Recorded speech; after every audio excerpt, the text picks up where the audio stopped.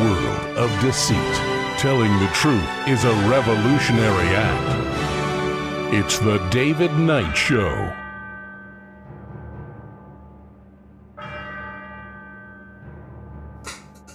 As the clock strikes 13, it's Thursday, the 20th of August, year of our Lord 2026. Well, there was Richard Nixon and all the president's men. I guess now we have Trump and all the president's women. We're going to take a look at them from Darlene to Miss South, who's now, I guess, the new Miss South Carolina, to Natalie, the ultimate MAGA groupie. And then we're going to take a look at what's going on with vaccines. As you may have noticed, Moderna is touting a cancer vaccine. Not the kind of cancer vaccine we've been talking about for 6 years, but it is exactly the same technology, mRNA. What is behind this? And it is interesting to see how when Trump, day after his inauguration at Project Stargate, that's now apparently coming true. And he is going to be funding hallucinogenics, an executive order for that. Remember that other Stargate that was done by the Pentagon at Project Stargate back in the 70s to the 90s, mid-90s? And then, of course, the king of bankruptcy has us now $40 trillion in debt. A large part of that debt has been accumulated with Trump and Biden, and he put us on a steeper slope, and it's getting steeper all the time. It is a spiral. Yeah, let's take a look first at this debate performance. Lindsey Graham's sister. Again, no qualifications except she's Lindsey Graham's sister. But Trump has encouraged her to run for the general election in November. They'd already had a primary for Republicans. They already had a nominee. The governor put her in as a sentimental favor, I guess, for Lindsey Graham. We all love Lindsey, don't we? The warmonger extraordinaire. I got to just imagine the guy. Well, I won't say it, but anyway, we had his sister Darlene participate in the debate, and it has gone viral. Here's Darlene. National security question as well.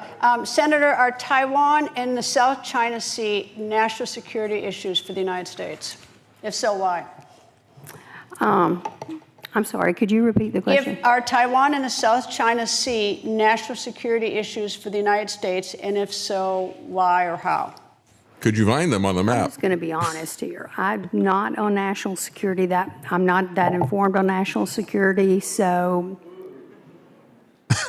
But I do support the military. My brother was in the Air Force for 30 years. I love the military.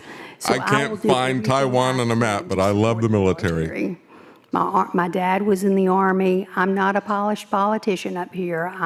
National security is not my thing, not my area of expertise, but I do support the military. I'm just going to be honest here. I'm not on national security. I'm not that informed on national security, so. But I do support the military. She's there just for biology, but she don't know much about geography.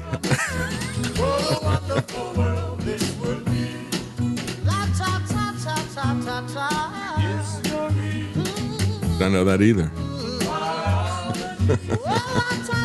That got her job. National security is not my thing, not my area of expertise, but I do support the military.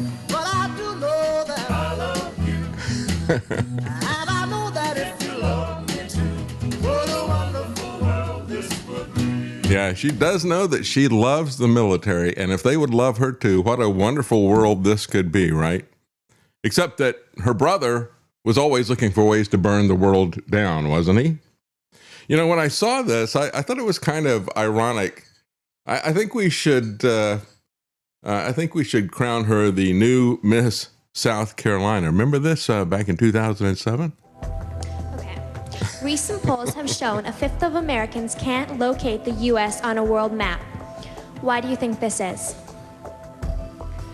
I personally believe that U.S. Americans are unable to do so because some people out there in our nation don't have maps, and I believe that our education, like such as in South Africa and the Iraq, everywhere like such as, and I believe that they should, our education over here in the U.S. should help the U.S. Or should help South Africa and should help the Iraq and the Asian countries, so we will be able to build up our future for our. Thank you very much, South Carolina. Well, yeah, you know, the problem is about a fifth of Congress can't locate Iraq on a map. Certainly not the Strait of Hormuz. Not in the Trump White House. They can't locate it. They never thought anything about that before they started a war of aggression, a war of choice. And now look at what we've got. Now you can you can understand a teen Miss South Carolina. She doesn't know what's coming. I mean, they just hit this stuff off the cuff, and she's not ready for it. She's just, you know, falls into a word salad there. But when you're in a debate as a candidate, especially if you're Lindsey Graham's sister, don't you think you're going to get a question about national security? I mean, you could at least come up with some stupid sound bites, which is what her opponent did. He's not much better, but at least he was more prepared. I got to say, from a personal standpoint, when I saw that, it was deja vu all over again. Travis, do you remember when Lance doesn't remember it, he was too young, but when we did the TV debate, PBS? I don't. Yeah, you don't remember I don't it either. think so. You were too young. Well, I go to this, I was running for Congress, and you had Virginia Fox, who is still in Congress. I mean, this was 30 years ago. She's still there. And so she had just gotten elected. The preceding one came in with the contract with America that Newt Gingrich put in 1994. She did not want to debate. The Democrat was there, and of course, PBS wanted to give him some exposure, so they brought in two third-party candidates, me and another person who was with the Natural Law Party. The Natural Law Party was, they got it on the ballot. It was a group of people who were into transcendental meditation, and they lived up in the mountains of North Carolina, and they had the money to get themselves on the ballot. And they ran candidates everywhere. They called themselves the Natural Law Party. I said, that's what we should be calling ourselves instead of the Libertarian Party. Nobody knew what a libertarian was at the time. They thought we were liberals. But anyway, we have this debate with a Democrat, me, and the Natural Law Transcendental Meditation woman. And the first question goes to her. And they ask her what she thinks about vouchers. And she kind of stumbles, just like you saw Darlene there. And I'm not really even sure what vouchers you're talking about. It didn't have anything to do with education at all. And I was embarrassed to be on stage with her, quite honestly. I thought, well, they're going to think all of us who are in third parties are like that, you know, completely uninformed. And there really isn't any excuse for that. I mean, if you're going to go to a debate, you can war game and you can figure out what the questions are going to be. Listen to the response from her opponent, Ralph Norman. And again, he had already won the GOP primary. But because Trump came in and said, well, I want Darlene to run again. Let's do the primary all over. And so within a week, they gave a week for people to put in their names and get into the primary. And then another week after that, I think it was, they ran a rush election. And so these are the two, nobody won it clearly, so they're going to have a runoff. And so it was Ralph Norman was her opponent. And this is his answer. Not much better, quite frankly. He said, Taiwan is a definite ally. Definite ally. We have a trading relationship with them that is beneficial to the U.S. Those chips, yeah, the chip thing, you know, chip off the old block, is one of them, and others. What the president is doing right, let's cheer Trump now. What the president is doing right, he's enabling Taiwan to defend themselves against China. We're encouraging them to do that by removing all of our naval assets from the area. But it's peace through strength that he's showing with Iran. And he's showing that to China and Russia, and others are looking at it. So they won't want to deal with America. And that's why they haven't attacked Taiwan. Seriously? You think what we're doing in Iran shows strength? Ralph Norman would be probably the only person in the world that would think that the Iran war shows strength. Everybody is laughing at Trump and War Pete. Everybody is talking about how, look, this is maybe the swan song for the American empire. And as this is all happening, very early on, we were talking about, well, what is China going to make out of the fact that we can't handle Iran and the Strait of Hormuz? What about the Strait of Taiwan? What's that going to look like? Everybody was saying that at the very beginning. This is going to embolden China because it's not showing strength. It's showing weakness. So in many ways, his prepared answer was perhaps even worse. It was nothing but a sycophantic kissing the ring of Trump. But the reviews are not boffo for Darlene. You see people talking about her disastrous debate response, some of the headlines here. We got Henry McMaster, who appointed her to finish out her brother's term. You know, the GOP already had a nominee. And so this really is a vanity project. She doesn't know much about anything except biology. She was related to Lindsey Graham. She doesn't know anything about history. Doesn't know anything about, I wonder what her area of expertise is. She didn't say. By the way, things in the Republican Party, when you look at Rand Paul, he just pulled a Darlene as well. He says he doesn't understand the buzz over Mitch McConnell's health. Really? Maybe there's a buzz over his death. What about integrity? What about lies? What about the auto pen staff that is continuing to operate in his name, making $250,000 each, these people? It's incredible. Rand Paul says he doesn't understand why people are chomping at the bit for more details about Mitch McConnell's health. Yeah. Sometimes Rand Paul can be very good on an issue. Occasionally he is. But he can also be such a huge disappointment, like this, for example. I don't know why people need more details. I wonder if Rand talked to Mitch for 20 minutes or so, like all these other GOP people. He said this is simply a campaign ploy by Beshear to look relevant. He wants to jump in because there's a lot of news about how Mitch McConnell is doing. No, there's a lot of news about how he died and the fraud that's being perpetrated by the GOP. And Beshear is not looking relevant. He's looking weak as well. If you think that the guy is not alive, go there and demand to see him. You could do that as a governor. I mean, you actually do have some powers, although you're not wanting to use them. But it's truly insane what we are seeing in the GOP right now. Talking about insanity, we have Natalie Harp. Many people are saying, look, she's changed her appearance to look more like Ivanka. I don't know if that's true or not, but her brother lifted the lid in an interview with Aaron Burnett.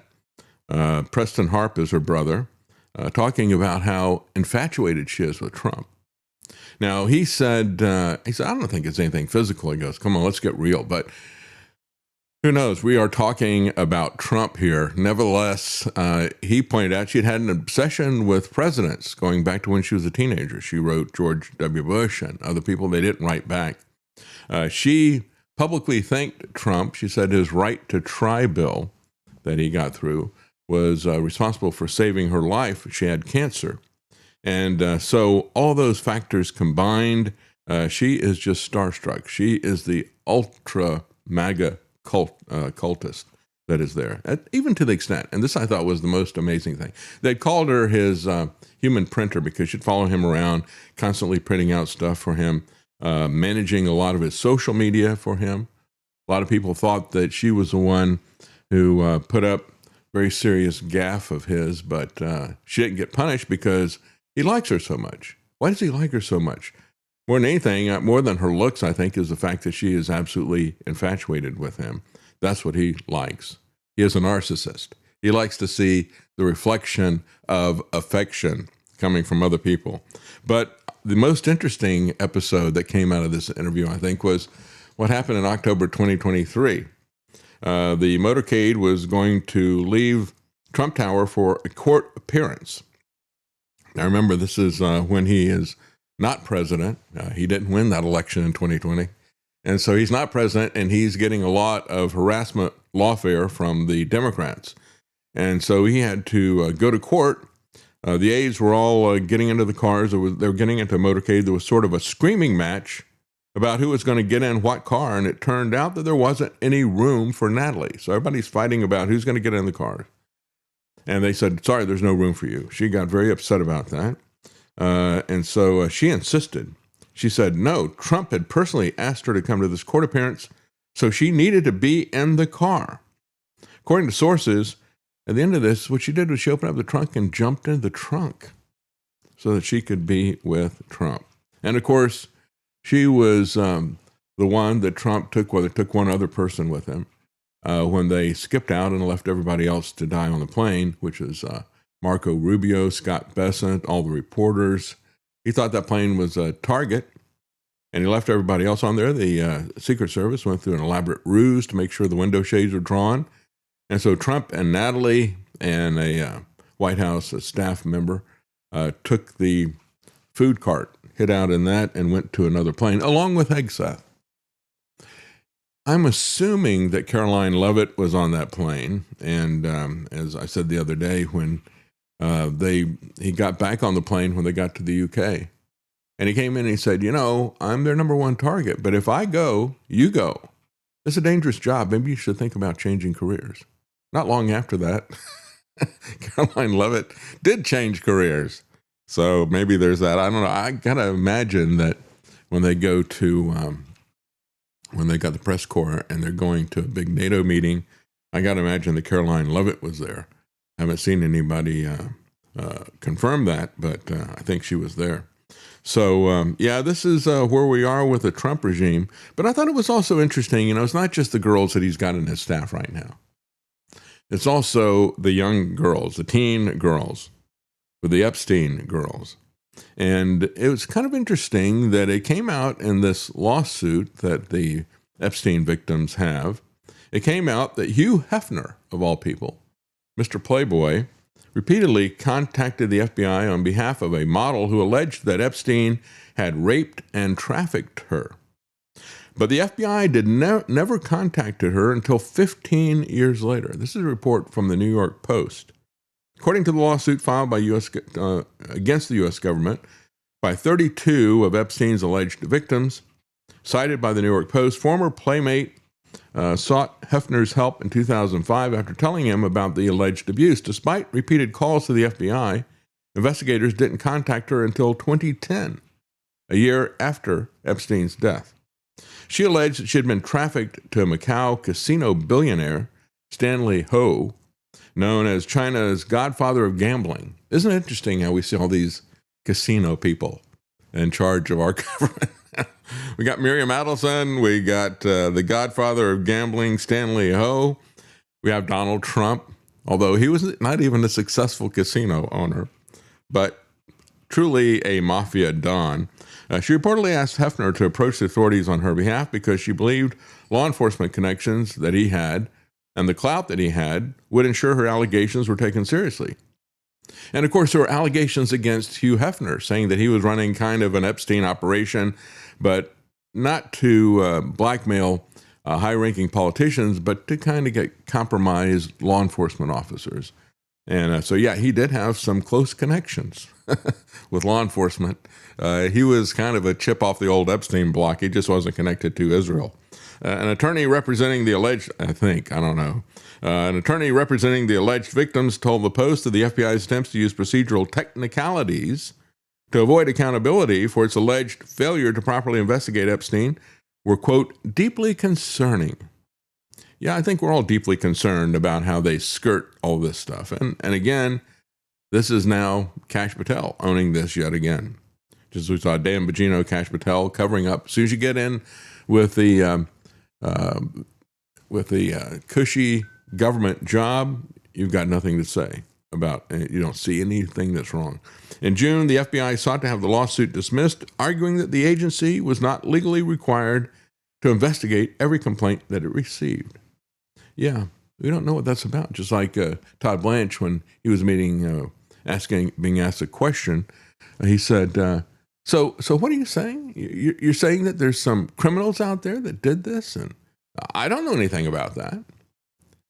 And when he met with the victims, first of all, he put them off for a very, very long time. They did not get the kind of warm welcome that Todd Blanche gave to Ghislaine Maxwell, moving her from a prison to a club fed, and who knows what kind of a deal that he made with her. But they got the cold shoulder. And he was very impatient with them. He didn't want to meet with them. When they did meet, he was extremely impatient. And I was like, so exactly what is your point? What is it that you want? I don't even know what this is about, type of thing. Truly, it's amazing to look at these people and how do they get away with this? And how does MAGA keep following him like Natalie Harp? I mean, there are millions of people in this country that would jump in the back of the trunk of Trump's car if they could go with him. And that's what gets us into this situation. It's this personality cult. And what is so astounding is that he doesn't have a personality that is attractive. It's absolutely repugnant, his personality, but it is a cult of personality. It is a cult around that person, as repugnant as he is. Well, we're going to talk about the vaccine when we come back, but before we go, I just want to thank some of the people who have supported us this month. We've got about 10 days to go, and over the last week or so, some of the people who contributed on Zelle. We have Kelly Ann M., we have Joshua J., Kenneth C., Benjamin R., and Mary Moore with freemindfilms.com. Thank you so much, all of you. And on Cash App, Robert A. Appreciate that, and we're going to get the gas gauge fixed over the weekend, and we will have also the direct link to where you can find American Home Products now on eBay. They have moved to there, and they've got some great sales. They've got some great products as well. Take a look at the products that American Home Products has. They have some wonderful natural supplements and remedies and other things, like even, we were talking about this yesterday. I always want to call it mesquite, but it's tumbleweed. Yep, the fire-starting tumbleweeds. Is a great way to start your fire. Instead of putting a lot of chemicals on things to start a fire, use something that's natural like that. And so they have a lot of very clever things like that. Check them out. We'll put the link up on our site this weekend, along with where the gas gauge is. We're going to take a quick break right now. When we come back, we're going to talk about vaccines. We will be right back. Stay with us.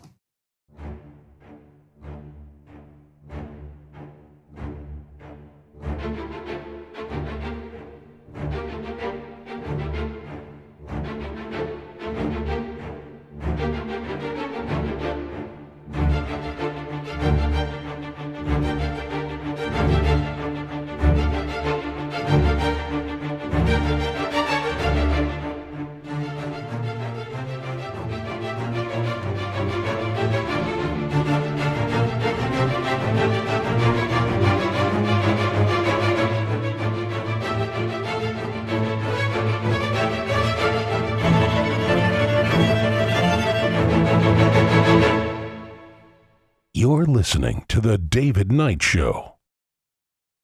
They're doing what in the place they named after me? Good thing I have The David Knight Show to keep me informed on the plots of these traitors. Making sense common again. This is The David Knight Show. All right, welcome back. Let's talk a little bit about this so-called Holy Grail, the so-called cancer cure. There's a lot that is a lot of spin in this press release that has sent their stock skyrocketing. And this is the game that Moderna played for over a decade. They constantly tell people they had this wonder cure, then it's preliminary report, and then the data gets released and everybody says, no, you don't. And by the way, this is very dangerous stuff. They played that game for a decade until Fauci and Trump set them up in business, and now they're doing exactly the same thing again. Moderna's shares soared as much as 83% after they announced that they had come up with a way to do personalized cancer vaccines. They said they reduced the risk of melanoma returning in a large late-stage trial.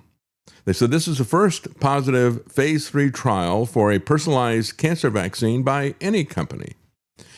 And it really is kind of interesting when you look at always the definition for a vaccine has been something that would prevent a supposed disease that was contagious, right? And it was distinct from a therapeutic. And when you would have a therapeutic, that was there to cure a disease or condition that somebody already had. If you had a therapeutic, both of them went through 3 phases of tests. What you would do, however, with a vaccine, you would not actually expose somebody to the disease to show that the vaccine worked. You had people who were begging to be volunteers over the COVID fake, but the government said, oh, no, we can't do that, right? That would kind of be game over if they did that. But it would show either that there was no virus or that their vaccine didn't work. They didn't want to have that. They said, no, that would be unethical to expose you to expose people to something that we say is that deadly. So they never expose people to the disease to show that it works. What they do is, the first phase of a trial is you have a very, very small group of people, and you give them this new drug to see if it's going to kill them.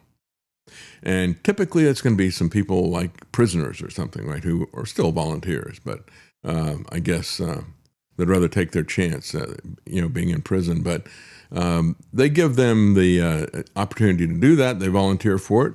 If they survive, then they say, all right, well, let's go with a bigger group. They do phase 2. Now, if it's a therapeutic, they'll pick people who have the disease. They will then give them the drug, and they'll look at it again to see if it is safe. And they'll also look at it for efficacy, and they'll run it a while with phase 2. Then, if that looks good and looks promising at that point, if it looks safe and effective, or at least marginally so, they will run a much larger test for a much longer period of time, phase 3. That's why people always said it takes 10 years to test a vaccine. When you do it with a vaccine, you're not exposing anybody to the disease. Instead, what you're doing in both phase 2 and phase 3, you're giving this to people. You're looking to see if they're getting sick from the vaccine, supposedly. And then you just let them mill around the general population and see if they get the disease. So if they don't get the disease, you pronounce it effective. See how that works for COVID? When it's not really an epidemic out there, you just give people like, oh, look at this, 100% effective. But that's the way they would typically do it. So it would take a very long time. What is interesting about this, as they, after you get past all of the hype, well, this met its primary endpoint. It improved recurrence and free survival. It also met a secondary endpoint by reducing the risk of cancer spreading to other parts of the body. Okay, great.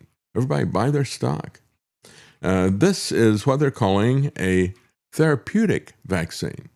So they're mixing these two categories together. So these are people who already had cancer with melanoma. They had it removed, but typically it comes back. It's a very deadly form of cancer. Typically it comes back. And so they ran these trials. And even in this article from Zero Hedge, they put all this information out there just as it was presented by Moderna without any caveats or any questions or any air quotes around what they're saying. They just put it out there credulously. And even in this article, they point out that, it wasn't even in the Zero Hedge article. It was in the CNBC article that they pointed out that typically the recurrences of melanoma happen within 2 to 3 years. Now, how long did they run this test? These results built on positive phase 2 trial data of the same regimen that was completed earlier this year.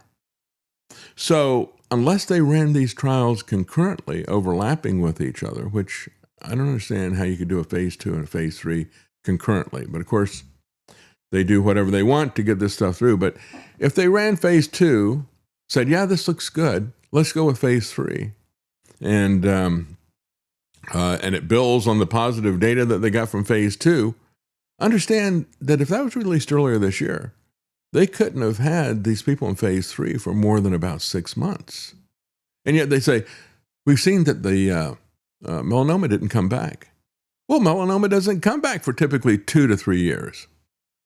This is how they game you. This is the kind of stuff that they have done with all of these quote unquote vaccines. When you got the rate of polio falling in free fall, they come with a vaccine and they say, oh, look, we cured it. It was already dropping. And so this is yet another example, I think, of pump and dump. And they certainly did pump it up in a big way. The drug makers plan, of course, they're partnering with Merck. What they did in their control group, they had a control group that got this treatment for melanoma from Merck. And then they also added to another group their vaccine. And they said, look, we got slightly better results. So this is a cure for cancer. It's a miracle drug. No, it's not. I don't think. The drug makers plan to present the data at an upcoming international medical meeting. In other words, nobody has seen any data. Wall Street is reacting to pure hype from Moderna, and they have done this over and over again. Moderna has, successfully in Wall Street, just like Wall Street buys all the lies from Donald Trump about what's happening with Iran. You know, he escalates at the end of the week. Then I'm going to blow up the entire country. I'm going to erase the civilization. Then just before the markets open, oh, yeah, it's all fine. We're cool. I just talked to them and everything's wonderful. So then the markets jump up again, manipulating the markets up and down. They're so easily manipulated. They want to believe this stuff. They want to believe in AI. That's giving us the AI bubble. They want to believe in a cancer vaccine, and they want to believe that Trump has got this under control. So again, it is typically it comes back in 2 to 3 years. They ran this for 6 months and said, look, it didn't come back. Side effects were similar to other vaccines that people typically get for other diseases. Yeah, so I guess you've got your typical Guillain-Barré syndrome, maybe myocarditis and other issues like that, but that's nothing to worry about. Results also validate a personalized treatment approach that Merck and Moderna have been developing for decades. Well, you know, Moderna has only been in business for 16 years. They were started in September 2011. I don't buy any of this hype that is there, and you should be careful of it as well. Caveat emptor. The idea is to train the immune system to recognize and kill the unique cancer markers and then pair that response with the Merck drug they call Keytruda. So in a June note, an analyst said these phase 3 results are a make or break event for Moderna's stock. So they made it a make event by making stuff up. I'm absolutely certain that this is all hype. This has about as much credibility as Trump's pronouncements about the Iran war. So the cancer treatment could face a landmark moment with a promising vaccine. This is the headline from Washington Post. Using the same mRNA technology in coronaviruses. Yeah, what could possibly be wrong with that? And do you remember going back to the day after Trump's inauguration? He was inaugurated on the 20th of January. The 21st of January, he's got an Oval Office presentation with Larry Ellison of Oracle and the executive of the Japanese bank, SoftBank. And they're talking about how they're going to roll out AI data centers and how they're going to use AI to do custom designed genetic injections for you. mRNA, I always call them the GCIs. I always said it's a genetic code injection. Stay away from that garbage.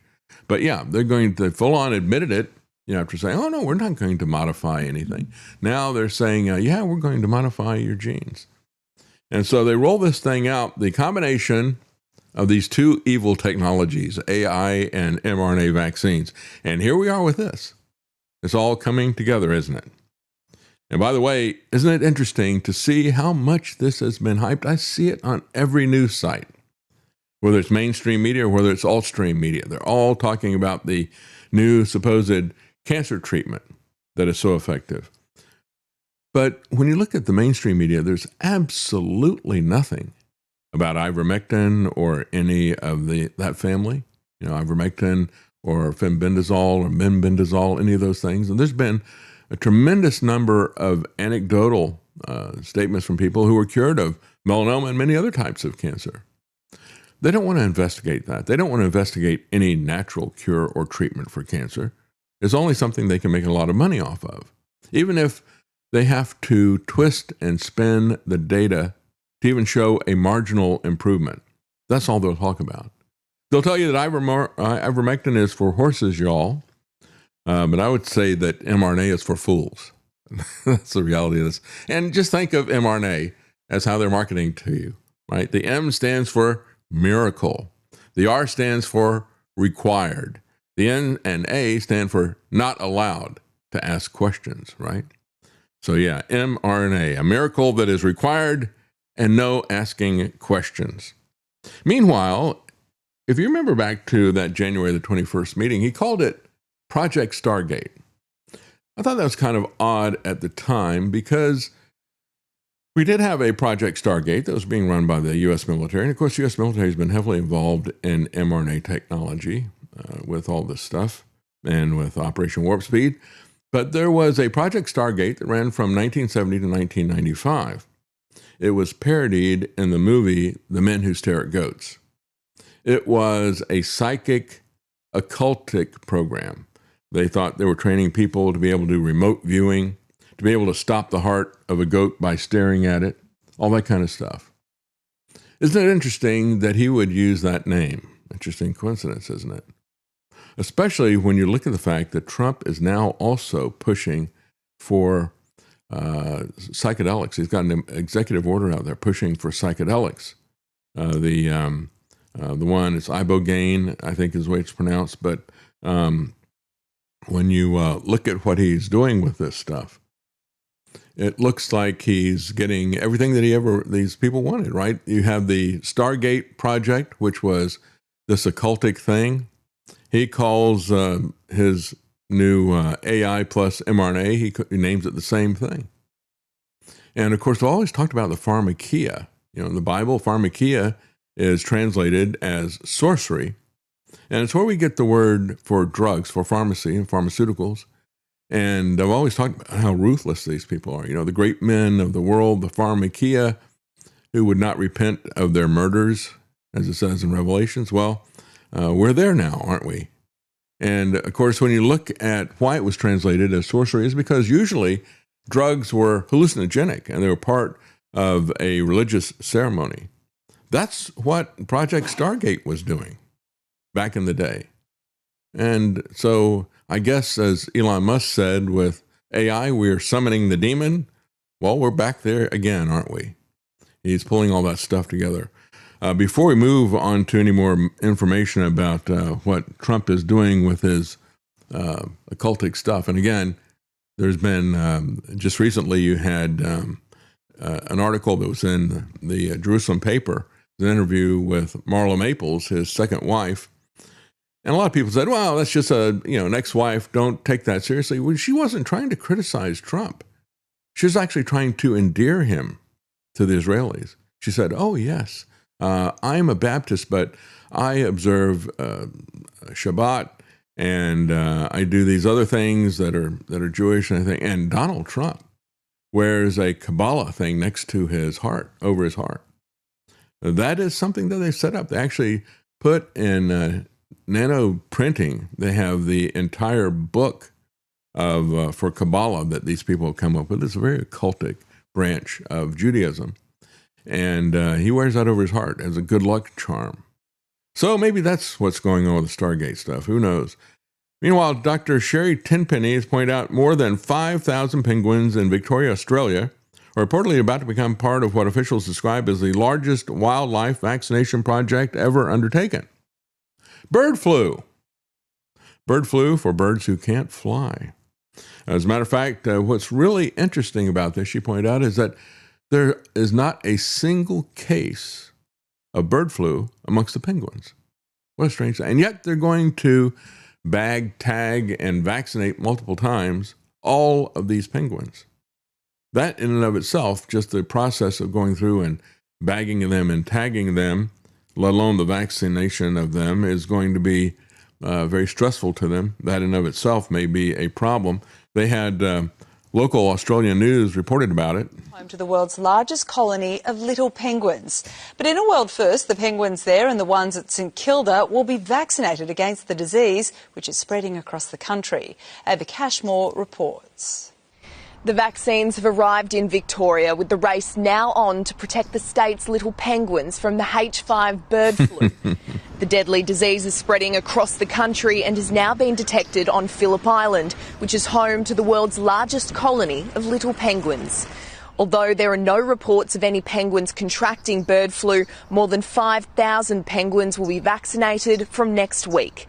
They're the first species being prioritised for the vaccines, and it's the largest vaccination project in wildlife that has ever been undertaken, with Victoria's chief vet conceding there will be some challenges as each bird needs 2 doses of the vaccine within 2 weeks. This operation is not without risk. It's criminally insane is what it doing is. Things like handling wildlife, and of course we'll be not only vaccinating these animals, but we'll be microchipping them as well to ensure that we can monitor them. And the vaccine requires 2 doses, so there's a range of complexities in vaccinating wildlife which need to be addressed. It's important to note that vaccines in themselves are not a silver bullet and won't really be available to address the risk to wildlife for most species in Victoria, in fact the vast majority. This is going to be a really challenging task, so 5,000 penguins is not a small number. But we are in breeding season, and at the Penguin Parade at the moment, about 700 penguins are coming up the beach every night. The program will also help to inform a broader vaccine rollout, prioritising protection for the most vulnerable species, including those in zoos.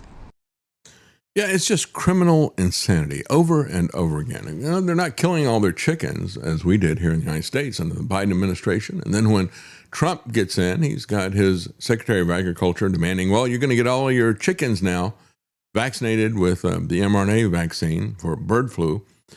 We're talking about wild birds. Again, I interviewed Geesebusters on this. His job is he's up in New Jersey, New York area, and he has a way to get geese to leave a particular area. They can be a real nuisance, both in terms of excrement and in terms of interaction with people. And so he has a way to peacefully get them out without harming them and make everybody happy. They just realize, this is not where you want to be. You don't want to be on this golf course or this particular building or something. And we were talking about it. And the fact that there's not any big die-offs of wild birds anywhere. So why is that?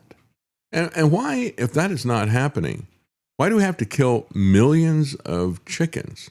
Because they would go in with a ridiculous PCR test, and they are ridiculous. They cannot be used for diagnosis. That was what the person who won the Nobel Prize for creating the PCR test, Kary Mullis, said. He said, you can't use this for diagnosis. You can find anything if you ramp it up enough. And of course, they ramp it up to, I think it was 40 cycles, which is more than 1 trillion times magnification. So you can find anything in there. So you can't use it for diagnosis. But that's what they would do. And they would find a positive hit on one test of one individual, and they would kill every chicken, even if it's millions of chickens. And so then Trump comes in and goes, oh, no, let's not kill the chickens. Let's vaccinate all of them with this product from my corporate sponsors. Well, here is a dog bites man, or rather man bites dog story. It's the other way around. This is the Florida Archbishop who's telling Catholic schools that we're going to continue to mandate the vaccines. He's not concerned about religious exemptions. He says, if you've got a religious problem with this, go somewhere else. You don't have to go to a Catholic school. And of course, there are a lot of Catholics who have a lot of issues with this. This is a story from LifeSite News because they are a pro-life site, Catholic site. And they're very concerned about what he's doing here. The interesting thing about this, the interesting thing about the man bites dog angle, is that it is the state of Florida who wrote this guy a letter and said, you can't overrule the religious convictions of the people who go to your Catholic school.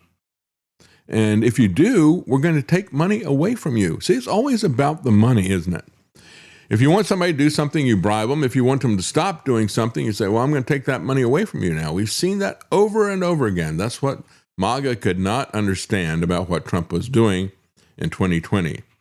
He was bribing doctors, bribing hospital systems to participate in this fraud of a pandemic, giving the hospitals big bonuses for doing a clinical diagnosis, meaning you don't even run a PCR test, you just point to somebody. And the American Hospital Association complained about it when they said, well, if you didn't give us test results from a PCR test, then we're not going to give you the bonus And so they're giving people $13,000 bonus if they would identify somebody as having COVID. Then they would give them a $39,000 bonus if they put them on a ventilator to kill them. And then they would give them 20% of everything that they did before they killed the patient. And they said, wait a minute, you promised that you're going to give us these monies, and you said we didn't need to have a PCR test. You said you didn't have enough of them and that they didn't work. Now you're making that a condition for us to get paid? And so that's typically what we saw. We usually saw the government bribing people to get these vaccines. We see the pediatricians who are pressured economically by the insurance companies to get a certain percentage of their children vaccinated. If they don't, they cut down by a percentage amount what they will pay them on all their insurance claims, and they put them out of business if they don't vaccinate the kids. So what we're seeing here is the state of Florida doing exactly the opposite. They said, you can respect the religious objections of your students at the Catholic school, or we're going to take the money away from you. And the Catholic bishop says, I don't care, keep your money. We're not going to do that. How about that? So Republican State Attorney General James Uthmeier, I think is how you pronounce his name, he is a Catholic, and he wrote a letter to the Florida Conference of Catholic Bishops advising them that schools must provide, under Florida law, religious exemptions from vaccination requirements if a parent has a religious objection to a vaccine. Catholic schools may be disqualified from state-funded scholarships and vouchers due to their denial of vaccine religious exemptions. Nevertheless, the Archbishop Winsky of Miami ironically insisted, says LifeSite News, that his challenge to their policy, quote, intrudes on our religious freedom. No, that's your institutional freedom, right? You may be a quasi-religious group. I must have missed that, in the Bible where it says, thou shalt take the vaccine. Yeah, the thou shalt not kill is the real issue here, because the religious objection that many of these people have is the fact that you have aborted babies, and the cells and parts of their body are used to test these vaccines. Several vaccines required for school entry are developed using aborted babies' tissues. That has always been a big issue for Catholics, but not for this archbishop. He doesn't care. His institution, his religion, folks, is not Christian, it's not Catholic. His religion is pharmaceutical. He was one of the first people to made a big deal out of getting the COVID shot. He loves and worships the jab. So the Florida Department of Health currently lists 2 doses of MMR and 2 doses of chickenpox vaccines among the routine school immunization requirements. So where is Latipo on all this stuff? So if you go to a government school, you got to get the MMR shots, and you got to get chickenpox. Perhaps if you tell them you got a religious exemption, they'll go with that in the Florida schools, but not in the Catholic schools. So where is DeSantis? Where is Latipo on all that stuff? Why should you have vaccines mandated in schools? Tell you what, there is one thing that you can do, and that is you can homeschool. According to Winsky, he said parents who desire vaccine religious exemptions due to the use of aborted babies' tissues and their development should simply not be permitted to attend Catholic schools. He said the church is not forcing or coercing parents to vaccinate their child. You just don't get into our schools. This is the same argument we have seen over and over again. I'm not coercing anybody, and it's not me that's doing it. It's the corporations that we told them, we'll cut off all of your government funding if you don't do this. Think about how effective that is, and think about the fact that you have, I think 33 out of 50 states require you to, if you do any government contract work as a business, they require you to affirm that you do not boycott or dislike the state of Israel. So you can't dislike vaccines, you can't dislike Big Pharma, and you can't dislike Big Israel. Anything else, and they will cut you off economically. So he said, well, you don't have to go to a Catholic school. Yeah, you should go homeschool your kids. At the same time, we do try to accommodate those children whose physician indicates that a medical exemption is necessary. See, that's the same archbishop. Like I said before, his religion doesn't have anything to do with Christianity or with Catholicism. It only has to do with the fact that he worships the medical community and people like Fauci. So the Attorney General was lecturing the Archbishop on Catholic doctrine. Good luck with that, because he doesn't care. He's got his position there. He doesn't really care what the Catholic doctrine is. And he doesn't care what the Bible says either. So Uthmeier, the Attorney General, said, even if abortion-derived vaccines may be permissible to take, church teaching also recognizes that no one should be forced to take a vaccine if it would violate the sanctity of his or her conscience. And he said, the doctrine of the faith, the Congregation for the Doctrine of the Faith, states the practical reasons make it evident that vaccination is not, as a general rule, a moral obligation. So he's quoting all this stuff to the Archbishop, who really doesn't care. That's why I said it's like a man bites dog case here. Winsky, of course, was the first Jewish bishop to publicly receive a COVID-19 shot and has championed it all along. LifeSite News really took him to the woodshed over this. Meanwhile, we have the case in Idaho, the tragedy that is there. If you remember, it was the Idaho mother who's now been charged with murdering her twin toddlers. She got them vaccinated over her concerns. Her husband had issues with it. And she told the physician, I don't want them to get vaccinated, but they pressured her. She gave in to the pressure. They immediately got sick. She took them, as a matter of fact, to the hospital or to emergency room. I forget what it was, but the attending physicians wrote on the records that it was an adverse reaction to the vaccine. The kids didn't get better. They got worse. And 8 days later, they were found dead. She believed, and I think she is right, that it was a result of what we've seen over and over again with SIDS. It is a reaction to vaccines that babies can't handle. Many babies cannot handle them. And so she began a process, because you can't sue pharmaceutical companies. Fauci made sure of that. Reagan made sure of that. Said, you can do whatever you want to our children. Just make money. We don't care what you do. They will not repent of their murders. And so you can't sue the pharmaceutical companies. But this is something that's being pushed by the American Academy of Pediatricians. And so she can go after them. And she filed a lawsuit charging them with RICO, racketeering, and corruption. And it wasn't very long. It was only a week or two after she filed that lawsuit. And this is about a year after the babies had died. They come back at her with criminal charges, accusing her of killing her children. She was arrested and is still in jail. They got her just days after she had given birth to another child via cesarean. And the child was premature, but she's not been able to nurse the child. She is kept alone in a cell. It is one of the most criminal stories I have seen. Not only do they kill your children, but they charge you with the murder.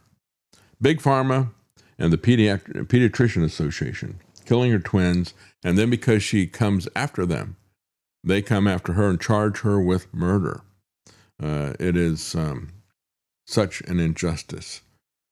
She is an amazing young woman who got caught up in the political dispute among powers that be, because how dare she blame them for the death of her two kids, especially for something that we're told is safe and effective, until it's not. She remains in isolation in jail. She was arrested 5 days after giving birth to a premature baby girl by cesarean section, and she remains separated from her baby. There just seems to be no end to the criminality of our government, does it?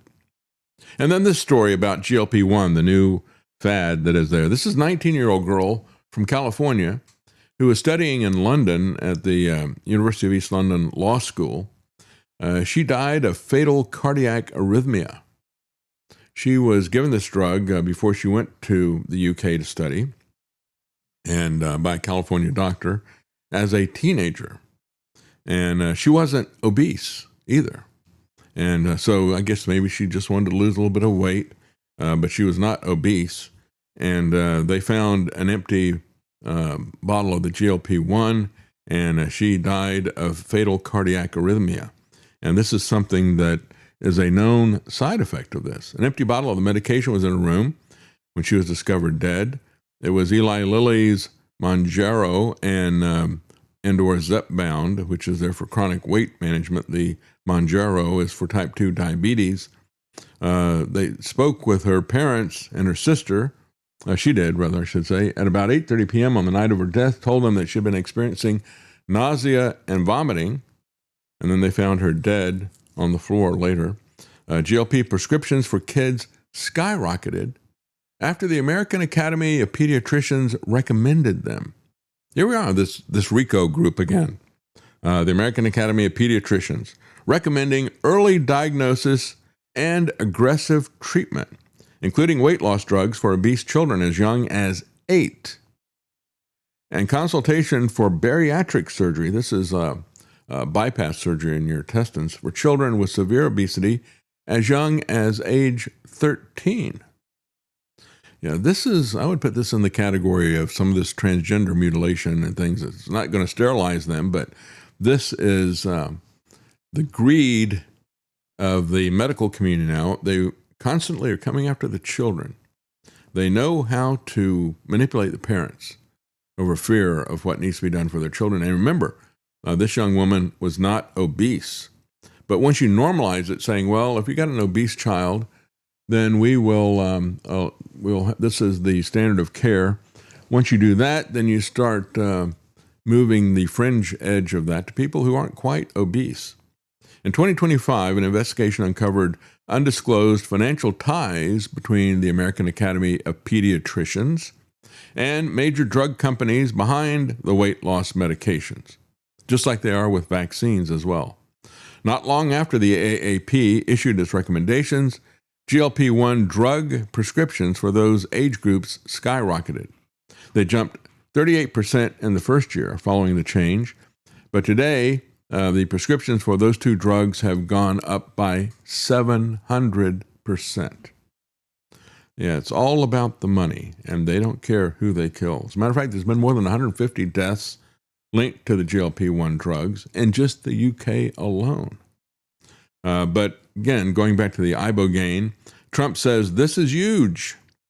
It is an application gift that was aimed at helping veterans with mental illness. And so what they're saying is that this psychedelic drug that people would take recreationally, they're going to approve it for use for people who are suffering from PTSD and other issues like that. This is the true pharmakeia, as I mentioned before. Hallucinogenic drugs. Another Stargate program. Trump who stares at goats. The greatest of all time. It was RFK Jr. who they said received an historic gift from the University of Miami. It's given the federal government their original 1994 ibogaine investigational new drug application. It's kind of interesting, too, because, that Stargate program where they were doing all the occultic stuff, that ended in 1995. This is happening right before the end of that.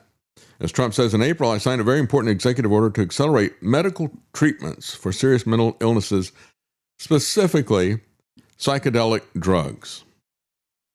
And we were talking about this. I mentioned it briefly on the program last week, I think it was, maybe 2 weeks ago. Lance was looking at some of these gate issues that are there, and turns out that there was a program that's being run for kids. Imagine that, going after the kids again in schools right about that time. And he was amazed about it. He told a friend of his who he and his friend have been working on creating a video game, programming the video game. And his friend said, wait a minute, I was in that program. And the interesting thing about it is none of the kids who are in the program can remember anything about it. And he didn't remember anything about it. He said, I just remember they took me out of class. The only thing I remember is this pink drink that I had, tasted like bubblegum. I said, yeah, everybody remembers that, but nobody remembers what happened in the program. And they had, the people running it were tied to the Stargate program. We're going to take a quick break, folks, and we will be right back.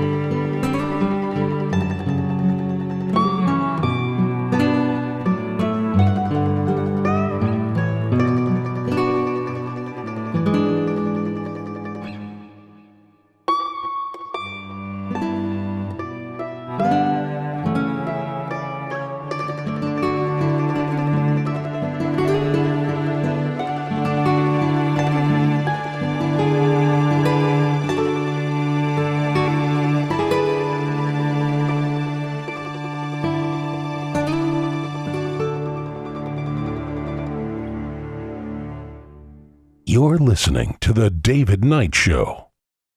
Wait a minute, where am I? Sorry, Jefferson. The scoundrels who put America on central bank fiat currency used our heads on their coins as some sort of trophy. Despicable. This is outrageous. Washington, I spent my life fighting centralized power. Now the Federal Reserve monopoly parades us around on their monopoly money. Tell me there's some good news to all this. Well, there is a coin they can't control. One that isn't backed by the Fed, but backed by the Fed Up. The all-new David Knight Show commemorative coin. Now patriots can support a show that won't sell out with a limited edition coin that's sure to sell out quickly. They say money talks, and this coin has something worth listening to. The truth doesn't need inflation, only support.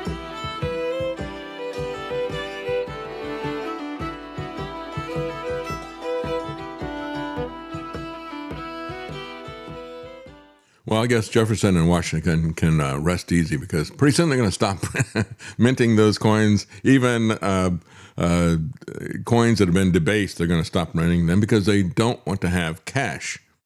We're going to take a look at some of the comments we've got from people here before we move on. North American House Hippo is now a monthly subscriber. Thank you very much. Is that on Rumble, Travis? Yes. Okay. And Brian and Deb McCartney celebrating my birthday today. Well, happy birthday.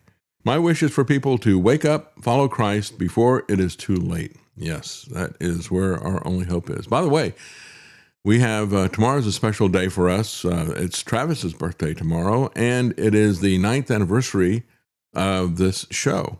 I did 3 years at InfoWars. We've done 6 years on our own, and so it's our 9th anniversary tomorrow. And time really flies. It really does. It doesn't seem like it was that long, but yeah, a lot of things have happened at that time, haven't they? And North American House Hippo, thank you for the donation. He said, if I had to compare the feral government, that's great. Yeah, that's what I call them as well. Just take the D out. It is feral. It's just like what happens with a pack of dogs when they go wild and they get predatory, isn't it? If I had to compare the feral government to Star Trek aliens, it wouldn't be the Klingons or the Romulans or even the Borg. It would be the Pakleds. We are strong. We are smart. I don't get the reference. Yeah, do you? I've seen 2 episodes, maybe 3 of Star Trek, lifetime total. Yeah, I know Klingons, Romulans, and Borgs, but Pakleds, I don't know. It's kind of like the 7 sons of Shiva, right? Yeah. Klingons, I know. Paul, I know Jesus, Borgs, but I don't know you. Yeah. It also says Dr. Charles Smith, an Ontario pathologist, sent parents to prison based on false evidence and testimony. Their convictions were ultimately overturned, and he got a professional reprimand from the Ontario College of Physicians and Surgeons, and that was back in 2002. Well, again, this is the weaponization of medicine, and Benjamin Russell, one of the founders of this country, warned us about that. He said, you need to put in the Bill of Rights something about medical freedom. Unfortunately, that advice was not taken, and here we are today.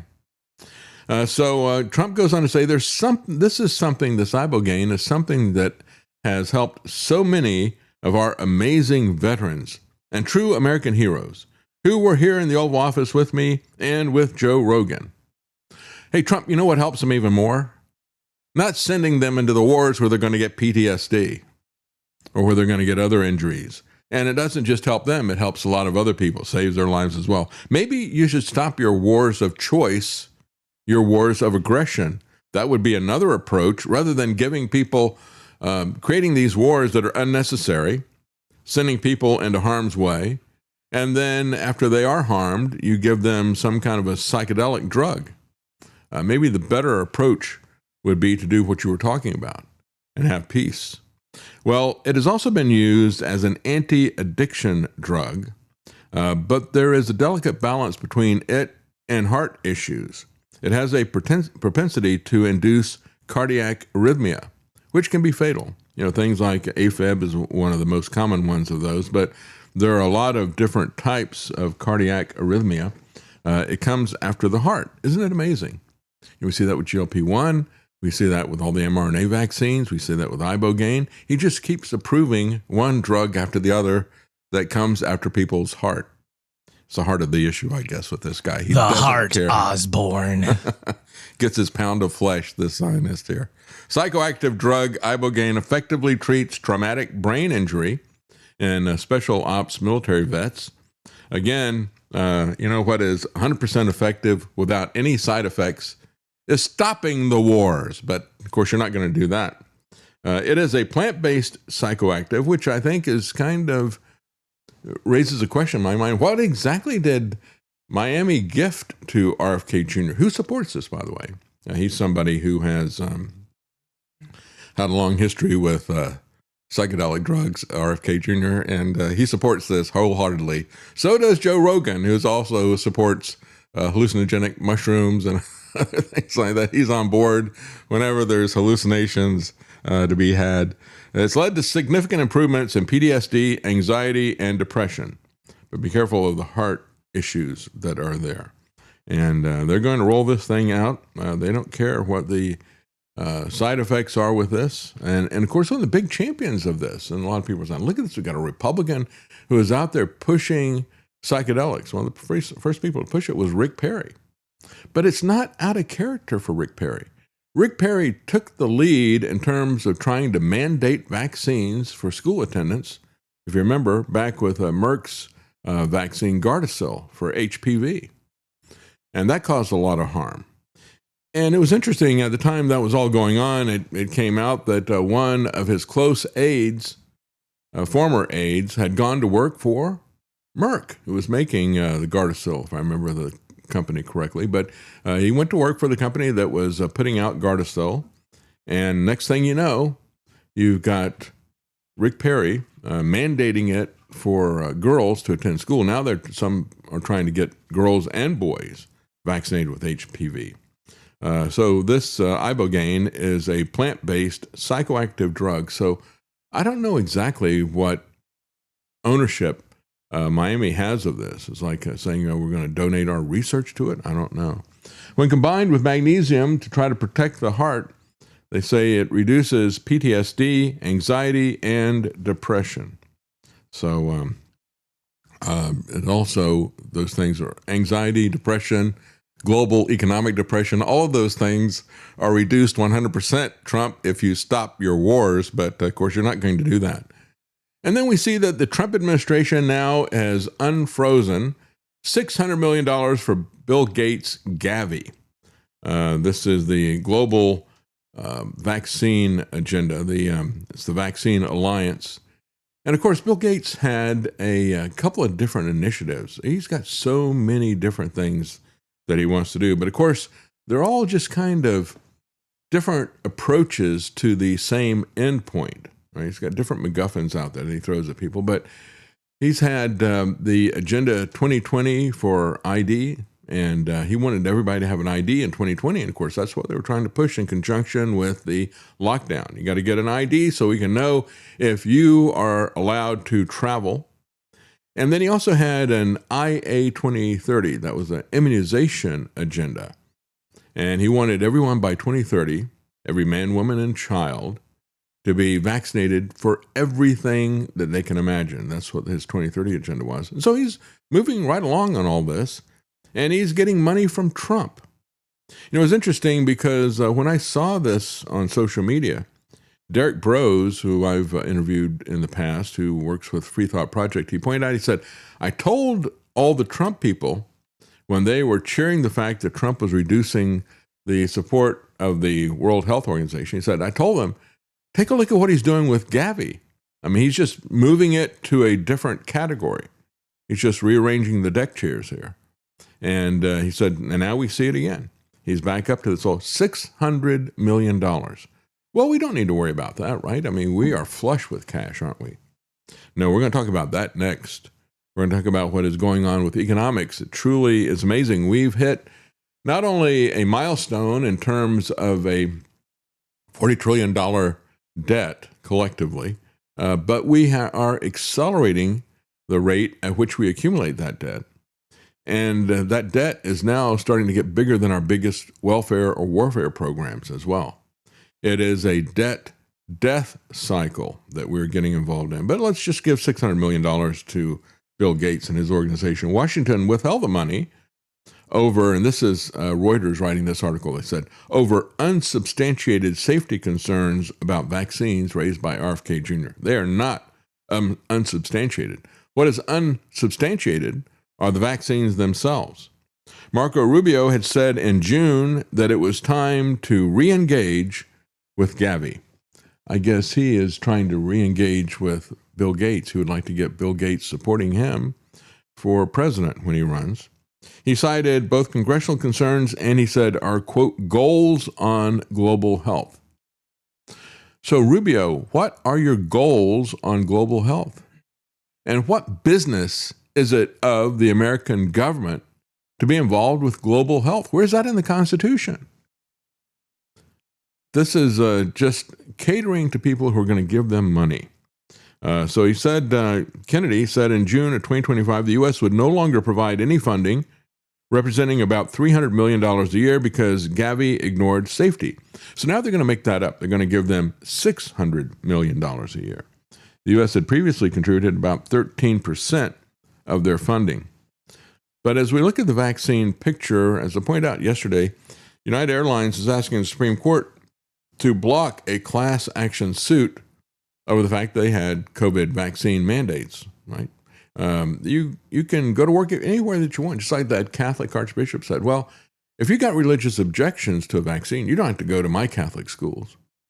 You can go to a different school or no school at all, right? These are the people saying, well, you got a job, you got a career at United. No, don't care about that. You either take the jab or you're done. We all know how that worked, don't we? Well, this is about 1,000 employees who are involved in a class action lawsuit.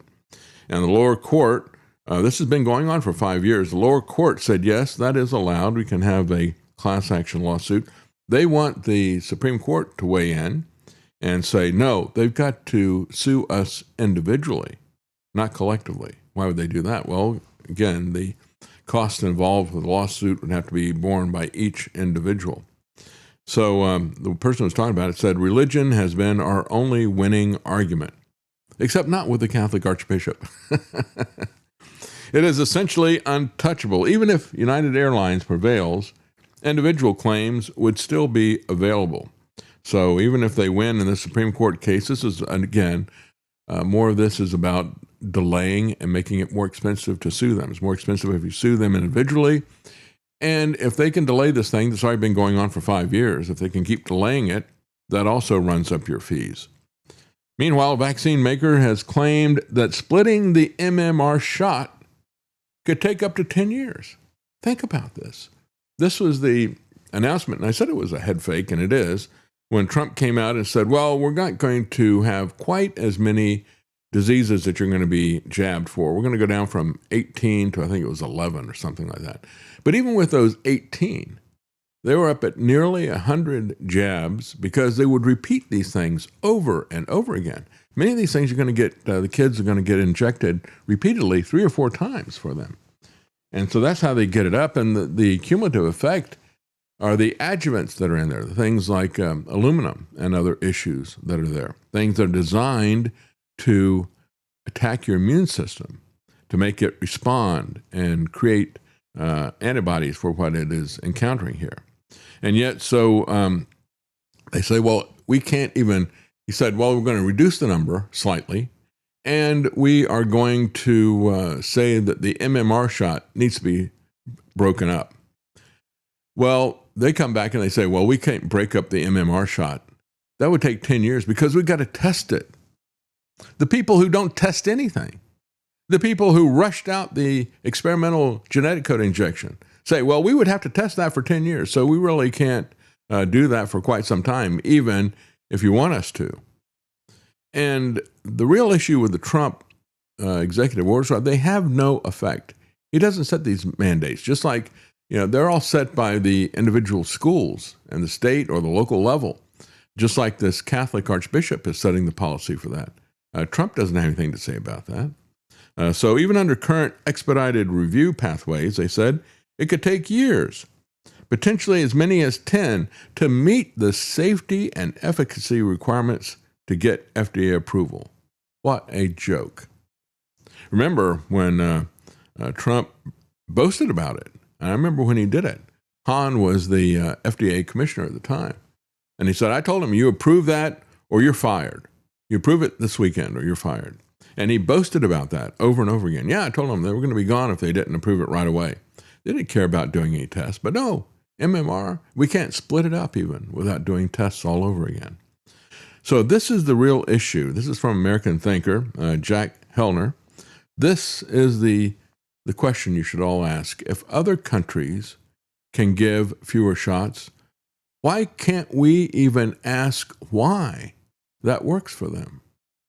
By age 18, a child in the U.S. can receive roughly 30 to 75 total vaccine doses. That's one of the lowest figures I've seen. I've seen anywhere from 72 to 96. I think that's what it is. As a matter of fact, if you look at the vaccine schedule, that's what they do. They do it over and over again. What do other countries do? Well, in Germany, they get 11 to 14 actual physical injections. We have so many because even though they're vaccinating for 12 to 15 infectious diseases, they don't do it over and over and over again like we do. In England, children get about 20 to 25 individual vaccine doses, roughly 14 to 16 actual needle injections. In Japan, it's 20 to 22 individual injections. In Spain, it's 15 to 18. It doesn't look like children in the U.S. get more shots today. It doesn't look like we get more shots. And what is the valid reason to recommend that? And why can't we even ask for it to be fewer? Do other countries ignore science when they have fewer shots? Are their kids sicker than ours? No, it's the other way around. We're the ones who have the autism epidemic, not them. They never wanted affordable care. They wanted government-controlled care, and they wanted medical care that was going to make the vaccine companies rich. That's what this is all really about. We're going to take a quick break, and we will be right back, and we're going to talk about what is happening with economics. We'll be right back.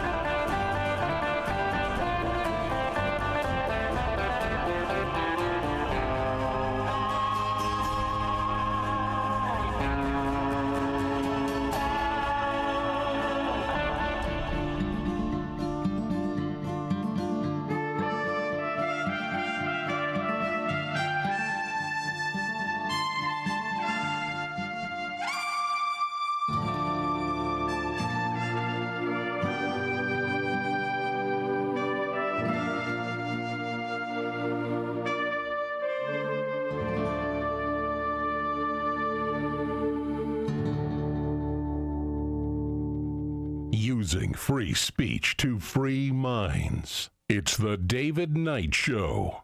In July of 1896, exactly 130 years ago, I warned this great nation of the government's plan to crucify mankind upon a cross of gold. Of course, that was before they started to bleed us dry with the death of 1,000 fiat paper cuts. But after you bought every single commemorative David Knight Show coin in gold color, the podcast's gold reserves are depleted. They issued 100 numbered gold-colored coins and declared the mint closed. The people cried out, "Free silver!" Well, the likes of J.P. Morgan can't stop this all-new commemorative coin. now in silver color while supplies last. This commemorative coin does not contain precious metal, but does keep the show on the air. Equal to the gold color, this limited run is numbered 1 to 100. Get yours today at thedavidknightshow.com. Hurry, because supplies are disappearing quicker than the purchasing power of the dollar. Yeah, what is happening to the purchasing power of the dollar? What is happening to our debt? Yeah, U.S. debt has now hit $40 trillion, did it yesterday, officially.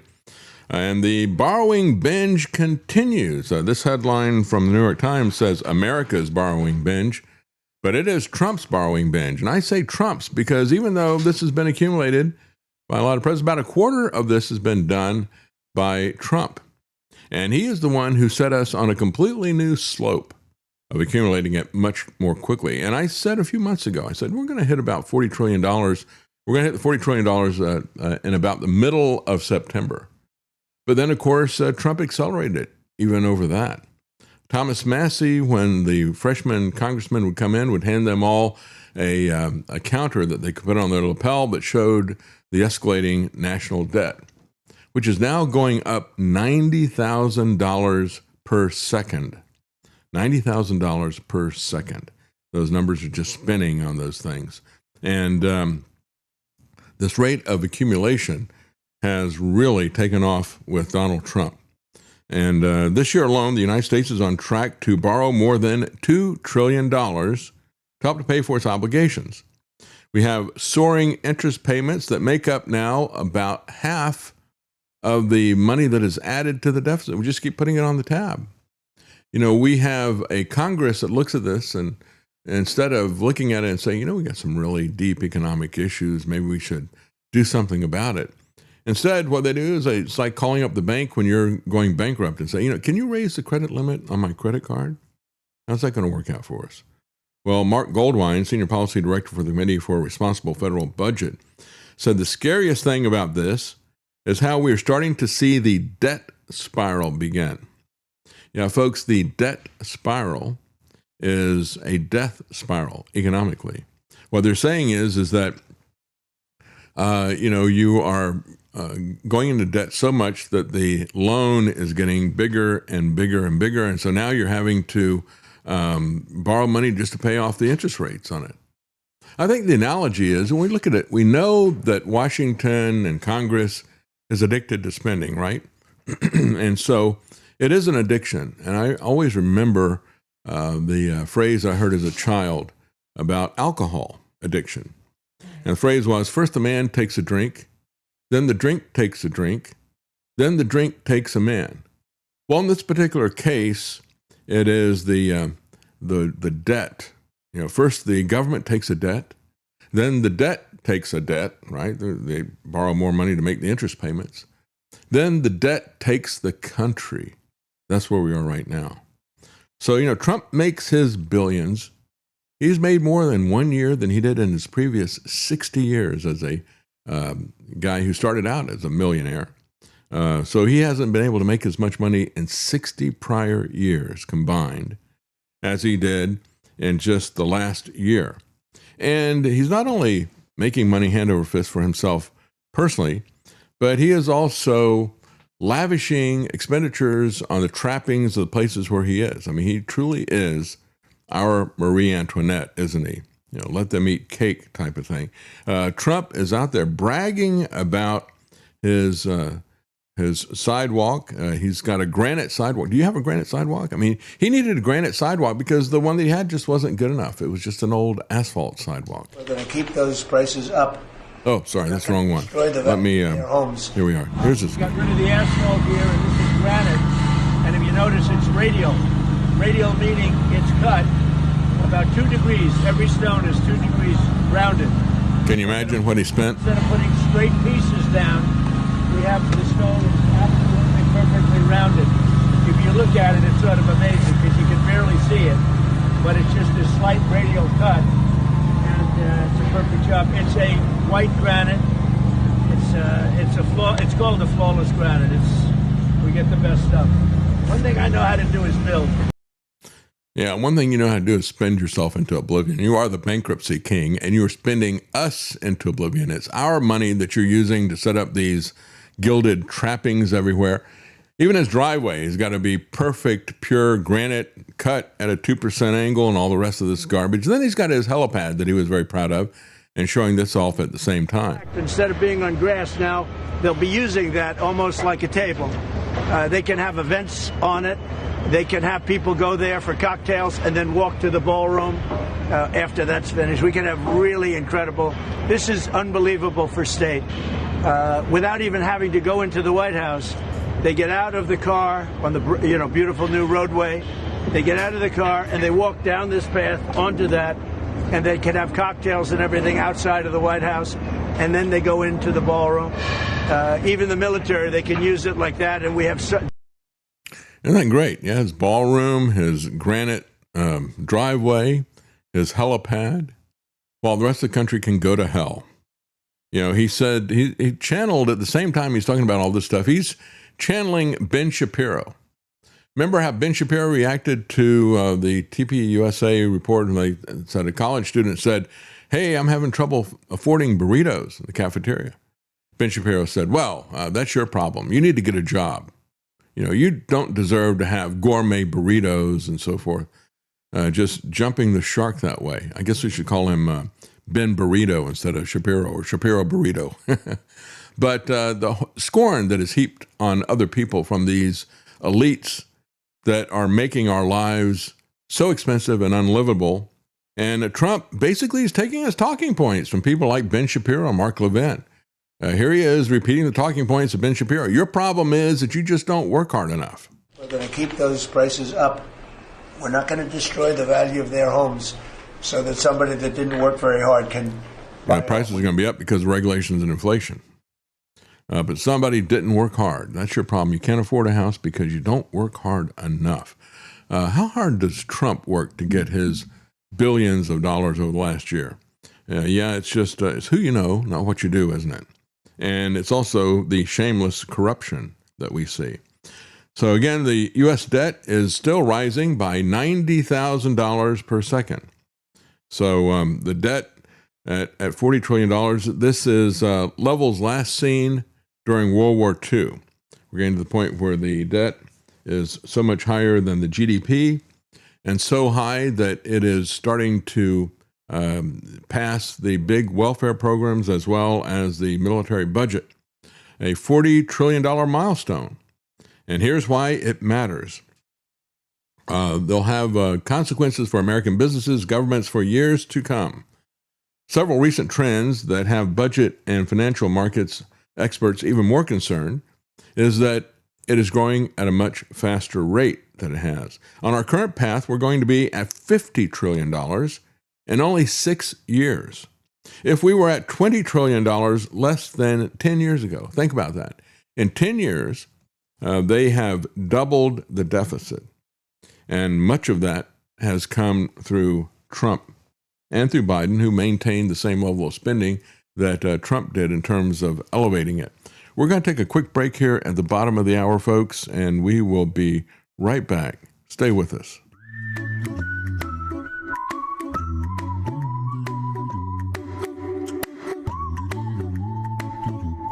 Here's a little song I wrote. You might want to hear it in your pod. You'll owe nothing and be happy. Ain't got no cash, ain't got no car, but 24 booster shots in your arm. Oh, nothing. Be happy. You can't even buy shit in the store because of your low social credit score. Oh, nothing. Be happy.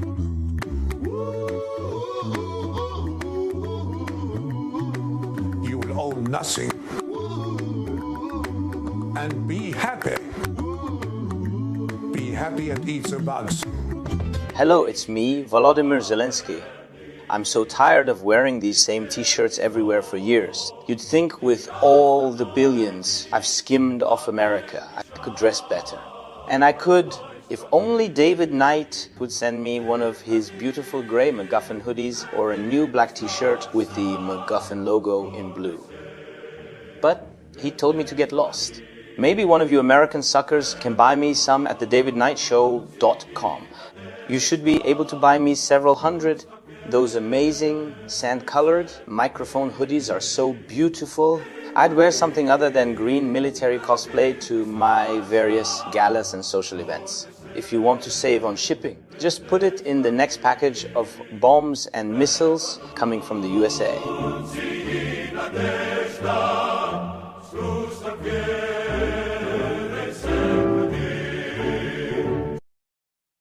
All right, so as we look at it, we were at $20 trillion less than 10 years ago. Now we're at $40 trillion. We're going to be at $50 trillion in just 6 years. And of course, this article from CNN blames a lot of this on the boomers. They said about 10,000 baby boomers are retiring every day, and senior citizens are living longer. Well, I got to say, that is the one area that the government did its best to try to stop the deficit. They tried to kill as many senior citizens as they could. They focused on them, first of all, with the jabs and the pandemic stuff. And as Celente has pointed out, if you count the unfunded mandates, you're not looking at 40 trillion, you're looking at something more like 160 trillion that is there. It is devastating when we look at it. But they did try to reduce the deficit by reducing the population, killing the elderly. Congress has passed multiple packages that cut taxes and increase spending, including the Tax Cuts and Jobs Act of 2017, the One Big Beautiful Bill of 2025, and of course there were several COVID-19 pandemic relief bills under both Trump and Biden. Biden continued those measures. Then Biden added his Russian oil sanctions to hurt us more economically.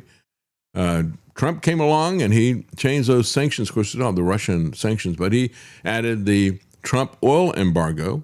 Plus, he added massive tariffs to increase costs to us as he continued to spend money at an ever higher rate.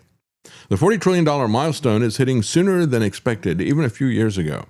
The Congressional Budget Office projected in May of 2023, the U.S. would cross that threshold in fiscal year 2028. And yet here we are. And it is arriving 2 years earlier. So if they tell us that we're going to be at 50 trillion in 6 years, imagine it's going to be quite a bit sooner, because the government is not slowing down the spending. It is accelerating the spending, especially under Trump. The government this year has already racked up $1.8 trillion deficit for just the first 10 months of the fiscal year. This has led to an explosion in interest payments that the federal government has to shell out. You see, as the debt starts to get bigger and bigger, then the interest payments themselves become a big part of the deficit. And the other thing that is hitting Washington is the fact that people don't want to buy their bonds anymore. So they're having to raise the interest rate on the bonds. So the interest costs have more than tripled over the past 5 years. They are neck and neck with Medicare as the government's second largest expense behind Social Security. So how much longer is it going to be before the government says, well, we just can't borrow any more money. People don't want to get our bonds, and we can't pay you what we had agreed to pay you for Social Security. What's that going to do to society at that point in time? So we're spending significantly more to service past debt than to invest in our future. Our debt is begetting more debt, creating a vicious cycle, just like I said before. First the government takes a loan, then the loan takes a loan, then the loan takes the country. And Mike Johnson doesn't seem to care about any of this stuff. He's absolutely AWOL, and he's not going to do anything to reduce this. The Republicans on Capitol Hill raised the debt limit by $5 trillion last year. That likely won't have to contend with the U.S. hitting the debt ceiling until sometime next year at that rapid rate. Remember, I put up the clip of Elizabeth Warren. She's on board with that as well. Warren, Mike Johnson, Donald Trump, they're all on the same side with this. She was saying, we just need to raise the debt ceiling. That's what needs to be done. No, you need to do something about controlling your spending. This is the criticism I had of the Tea Party all along. Tea Party meaning taxed enough already. It's like, fine, I agree. You are taxed too much. But what are we going to do? What are your priorities? What is your definition for the role of government? Which programs would you get rid of or reduce? You're silent about that. And if you're not going to talk about that, you can't just reduce taxes. That's what gets us to where we are. That was the narrow perspective of the Tea Party. As a matter of fact, when I was in the Libertarian Party, when I was running for Congress, the guy who was our presidential candidate in that party was Harry Brown. He was a really solid, wise person. One of the things that he said, he would always, when he'd speak to a crowd, he'd say, what is your favorite government program? He'd go around and people would say what their favorite government program was. And he joked about somebody saying, well, the Weather Service is my favorite program. It's like, seriously? Especially back then, it was not all that accurate. Today, I don't think it's much better. But anyway, he said, would you give up your favorite government program if it meant that you never had to deal with the IRS again, for example? You put that out there. And yet, most Americans wouldn't. They would rather have this imaginary monetary system that we've got and keep going through this. And they always think that it's not going to affect them and that somebody else is going to pay the taxes. That is the fiction that we constantly see. Bond yields influence borrowing costs across the economy, and they are rising because of the accelerating rate of debt accumulation. So if you got a junky bond from a country that is spending more money, then you're going to pay a much higher rate for that. The more we borrow, the more we exacerbate inflation, the more we squeeze out other priorities on the budget and leave ourselves vulnerable to emergencies at home and turmoil abroad. You see, one of the things is when you're in college, at least when I was in college, we were taught Keynesian economics.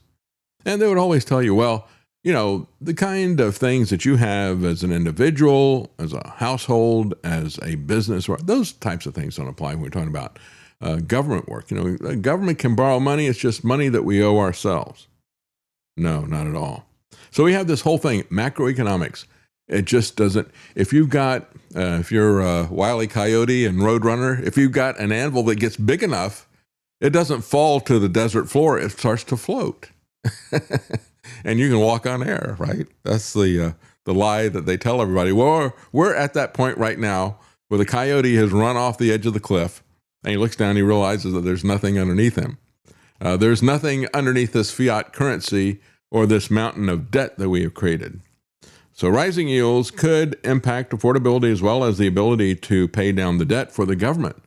But of course, that is something that is a burden that's being put on us. I truly believe the way they're going to handle this, they gave a hint of this at the beginning of the Trump administration. You had Bessent, you had Burgum, the Secretary of the Department of the Interior, you had Lutnick, and they're all saying, yeah, we got a lot of natural resources. We'll just sell them. We'll sell everybody's water. We'll tokenize that. We'll take everything and turn it into tokens, and we will be the ones who will manage the tokens. We'll become trillionaires. I think that's the way it's going to go. Investors are demanding more compensation to hold U.S. debt. In 2025, Moody's downgraded the U.S. debt, but the U.S. debt is still ahead of debt from major economies like France and Japan. Other governments are also experiencing similar issues. You see, every government on earth, really in the West, has bought into this fiat currency, this deficit spending, the idea that debt doesn't matter. They've all bought into this, which is a prescription for global depression. In the U.S., we have this issue, but in the United Kingdom, France, Germany, Japan, government bond yields are trading at or near multi-year highs as investors reckon with concerns about spending and deficits. It's going everywhere. So what is the plan? Is there a plan that we can trust? It's not the plan that they're telling you about. The sovereign debt crisis, the French left want to simply burn the debt. They put in a guillotine and cut it in half, I guess. It's the French socialists. And quite frankly, the fear of that type of thing happening will cause the rates to skyrocket. But it all goes back to MMT, the modern monetary theory, which I call the magical money tree theory. That's really what it is. It is magical. The cost of this artificial credit, this nonsensical government demand, will ultimately be paid for through inflation, higher taxes. All of it is concealed behind massive state propaganda and a delayed fiscal response, I would say, result. But French socialist Jean-Luc Melancon revealed the political secret for overcoming the debt crisis. Here's the solution from a Jacobin socialist. His recipe is socialist, simple, and one-dimensional. He said the French government will simply continue to pile up debt without any controls whatsoever. There's your MMT stuff. And then the European Central Bank could serve as a kind of bond landfill and purchase surplus securities from the market once saturation has been reached. So we just kick the can down the road and we give it to somebody else and it'll all be fine, right? No, of course that's not going to work. So are we any different? We just had Scott Bessent reveal his plan for how they're going to handle this, the rising rates that are there. And it's much the same, quite frankly. So the American status solution isn't really that much different than the French socialist solution, because statism does lead to socialism. So his idea is, well, we're going to purchase our own bonds. Well, that works when a company purchases its own stock in some cases, right? And does stock buybacks and things like that, but they don't have the money. Where are they going to get the money? Are they going to print money out of thin air? Are they going to borrow more money to pay off some of these other debts? Well, yeah, that's the plan. They're going to borrow more to pay off the stuff and do both of those things, quite frankly. You know, when they do money creation, that sets off the core inflation, monetary inflation. I mean, what we're suffering right now with oil, especially with diesel. Ryan, for the love of the road, contacted us and said, yeah, I was looking at this same gas station. He said the price a week ago was $5.80. Now it's $5.90. I think we're on course to go to $6 really soon. Diesel has just skyrocketed. And so they don't have a plan to deal with any of that. The government debt repurchases are going to at least double from what they just said a week or so ago. So these are quick, off-the-cuff reactions to emerging situations. There is no plan here. These are just reactions, and I don't think they're going to have any real effect whatsoever on what is happening. But they said since the war with Iran began at the end of February, surging energy prices have driven bond yields higher, especially longer-dated yields. And so this summer, the Treasury Department, along with Japan's finance ministry, intervened to bolster the sliding Japanese fiat currency, the yen. But instead of using U.S. dollars to buy more yen, the Treasury sold euros and used the money to buy the yen. So I guess very similar to that French socialists wanted to do. Let's just accumulate our debt and we'll throw it off on the European Central Bank. Reportedly, it caught the European Central Bank by surprise. And they said it may have been intended to dissuade Japan from selling some of the trillions of dollars in U.S. Treasury bonds that it holds, which would have further driven up the interest rate they have to pay people who buy U.S. bonds in the U.S.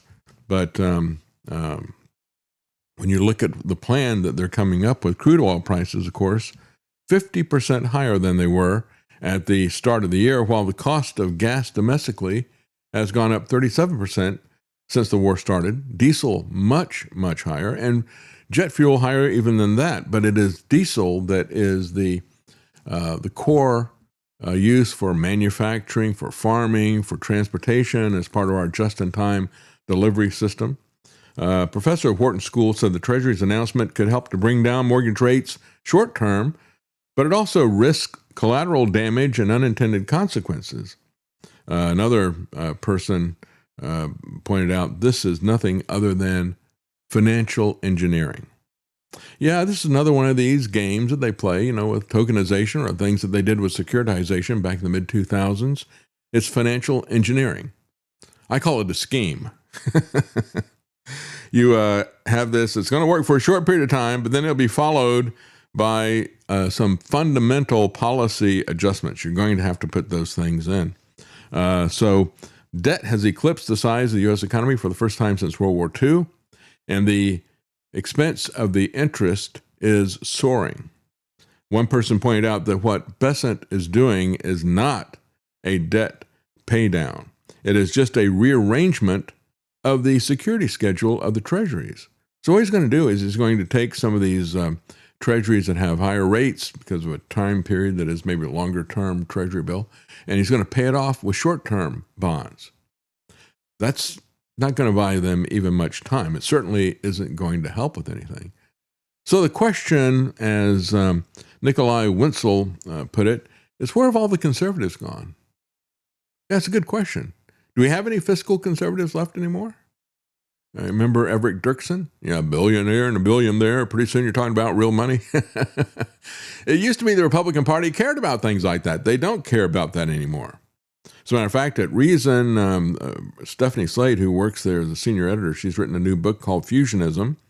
Attempts to make sense out of this seemingly incoherent new right. The Republican Party, for all of its faults, was supposed to understand limited government, the rule of law, and the basics of economics. But that's not what we have with Trumpism. All of those things have been thrown out the window. We don't want to have limited government. We want to have concentrated government under Trump. We want all power to be concentrated in Washington, especially in the Oval Office. Unlimited executive orders. Forget about the Constitution, the rule of law. We're going to do what we want and dare you to stop us.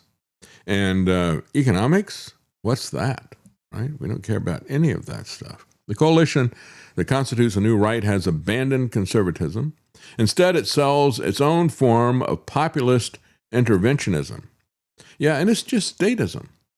And the statism and the corruption is going to push us as a population into the arms of the socialists. So it's going to happen. Well, there's nothing that we can do about that at the top level, but there is something you can do about it at the individual level. And again, you can start trying to protect your wealth by moving some of it into gold and silver. Gold prices jumped 4%, past $4,500 as the Treasury began talking about buying back its own long-term debt.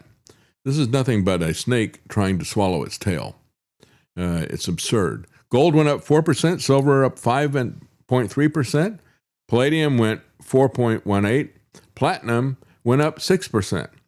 People are starting to look at this, all this tap dancing and the rearranging of the deck chairs on the Titanic, and they're starting to say, wait a minute, how do I get off of this thing? Well, the way that you get off of the fiat currency is to get into something that is real, something that you hold, not an ETF, not some kind of a stable coin backed by gold or anything like that. You want to have the physical stuff.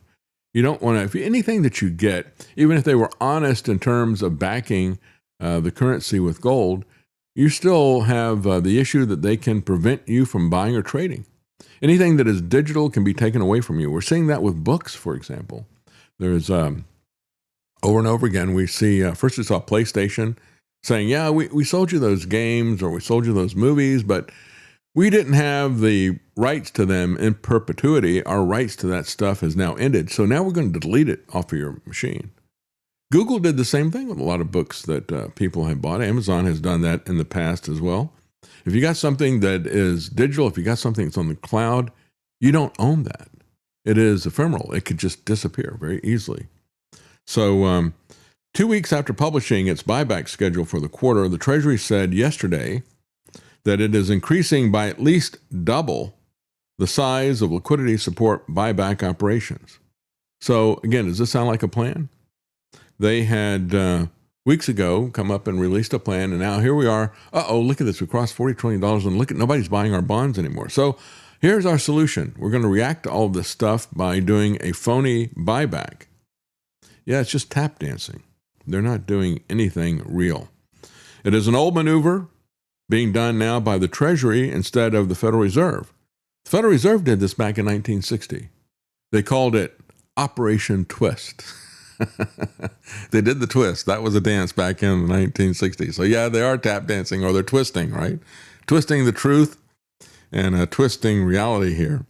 It's a mechanic behind Operation Twist from the early 1960s.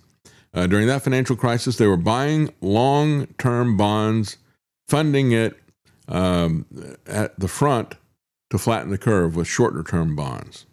It is just financial gimmicks. In terms of daily data, the 200-day average of gold is at $4,625. Therefore, there is still potential fresh buying to be seen on this strength. So in other words, what they're saying is you look at the 200-day average, gold is still lower. And it went down to about 4,000 from a high that was, I don't know where it was, and over 5,000. I don't watch it as a daily thing. But it went down to 4,000 and it hung there in spite of a lot of different fake news and a lot of attacks against it. Now it seems to have consolidated and confidence around it has returned, and it's still well below the 200-day average. And I point all this out because you go to davidknight.gold. We don't have Tony on today. He had an urgent issue they needed to take care of. But if you go to davidknight.gold, they'll take you to Tony Arterburn at Wise Wolf Gold. You can start accumulating gold at any level that you want, from $50 on up. Now, he does it for hundreds or thousands of dollars on a monthly basis, whatever you can afford. You can get a Wolfpack thing. It's a group buying, which helps him to get the cost down. And it is a regular savings program for you. It gets the group buy, gets the cost down, and buying it every month gets your dollar cost averaging in there. But it is a way to accumulate gold over the long term and to start to move money out of fiat currency so that you can preserve your wealth. That's really important. It's about one of the few things that you as an individual can do right now. Of course, there's other things that you can do in terms of food preparation, skill preparation, relationship preparation. Those types of things are covered in Jack Lawson's books, the Civil Defense Manual that you can find at jacklawsonbooks.com. But in terms of the economic stuff, the best thing that I think you can do is try to get out of this fiat madness. This is something, as I point out, this is happening in every single country. France, the UK, Germany, you name it, Japan, all of them are as bad or worse off than the United States is. Gold shows early signs of reclaiming the safe haven appeal after the Iran war sell-off. This is coming from Reuters. And of course, what they're saying is that it's starting to regain favor with institutional investors and central banks. Central banks never were out, gold was never out of favor with central banks. As a matter of fact, we pointed out the fact that China used it as an opportunity to buy. They saw it on sale. They knew what the long-term issue was. They did not. The problem is that you had central banks who were forced to sell because they had issues because of Trump's oil embargo. The cost that they would have to pay if they were consumers of oil, or the fact that they were losing income if they were producers of oil. So it did exactly what it has always been there for, as a safe haven. It was a backstop to when things got bad. And so it was raining really hard. They had this stuff set up for a rainy day, and as it was raining hard, they sold it off. And so get ready that if something freakish happens and we wind up getting peace with Iran, it will really take off. But I think it'll take off when people see what is happening with inflation and with the debt as well. Gold's 9% rebound in August to around $4,400 an ounce suggests that it is starting to, again, regain favor, but it was never out of favor. They just couldn't afford to get it. If you can afford to get it, you should be accumulating it. It feels as though the handbrake has finally been released from gold, said one independent analyst. If oil doesn't steal the show again, if the situation in the Middle East does not erupt and oil prices spike, then it looks as if the path of least resistance for gold is higher. I think the path is higher even if those things happen, because I do think those things are going to happen. I don't think that's a remote possibility whatsoever. But changing the topic, let's talk about what's going on with the war, because this has such profound consequences for us right now, just economically, even though we are isolated from this. And I really don't think that we're going to be isolated from any war. As I pointed out for the last few weeks, look at what is going on with drone warfare. Look at what they've already found at the border, where people who are cartels who have these drones that are fly-by-wire. They can't be jammed. And even, as I pointed out yesterday, the attack back in 2013, a very calculated attack against a switching station, taking out the transformers using snipers. And it was a multi-person operation. They had a couple of different shooters, and they had somebody else who was on the lookout, sending them flashlight signals at about 1:30 or 3:30 in the morning. It only went on for about a half hour, but they took out a lot of transformers. They did it without blowing them up. They did it by taking out the cooling fins on them and making these things bleed out. And so I think it's something we all need to be concerned about. Yet our government, just like it is with the debt, they don't care about the problems that they've created. They're unbelievably cavalier about all of it. And Chris Minahan has a clip here. The Israeli government secretly funded Christians United for Israel. This is John Hagee's thing. This guy who is a worshiper of Israel, not of Christ.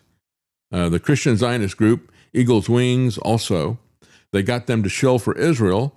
And an Israeli reporter points out that they did this deliberately through a front group in order to get around the FARA requirements, and that is the Foreign Agent Registration Act. So they were acting as foreign agents of Israel, and yet they didn't want to be responsible for that, so they did it in a roundabout, secret way. They wanted to fund American organizations to combat the BDS movement. But the Foreign Agent Act of the USA requires all organizations getting funds from other governments to be registered. The Ministry of Strategic Affairs used an organization named Concert as a buffer to channel the money. The Ministry of Strategic Affairs was fully aware that this was a problem with the laws of the United States of America. The Director General of the Ministry of Strategic Affairs said it in an open Knesset hearing. Concert was founded as part of the ministry, but Jewish and pro-Israel organizations had a problem working with the Israeli government. So we create an independent organization and say, well, it's not the Israeli government. There was understanding that they were going to be working with NGOs rather than with the Israeli government. At the end of the day, you see a bank transfer from an NGO rather than a bank transfer from the Israeli government. By the way, we're seeing this with the Israeli billionaires as well. Organizations in America were getting funds from the Israeli government.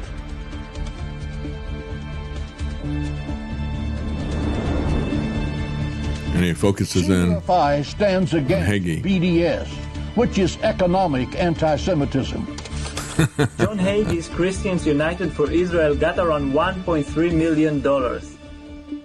Half of that came from the Israeli government and the other half from Concert confidential donors. And we need to fight this evil darkness until it is destroyed in our Congress, in our churches, in our colleges and universities, and in our nation. The supporters of BDS today may not be using guns and bombs, but they have the same goal as ISIS, Iran, Hamas, Hezbollah, the complete destruction of the Jewish state. Christians United for Israel is fighting back against this BDS movement. Christians United for the anti-Christians. There you go. BDS constitutes commercial discrimination against Israel on the basis of national origin. This movement employs classic anti-Semitic themes, blood libels, and that's a real... Oh, give me a break, yeah. When we look at this, again, who does Hagee worship? Not Christ. He is selling you a worship of a government. To say that it is economic anti-Semitism, it's economic racism? Is that what it is? It's just word salad from these people. That's their tactic that they use to attack free speech, to take over our government. Thank you for joining us. Have a good day.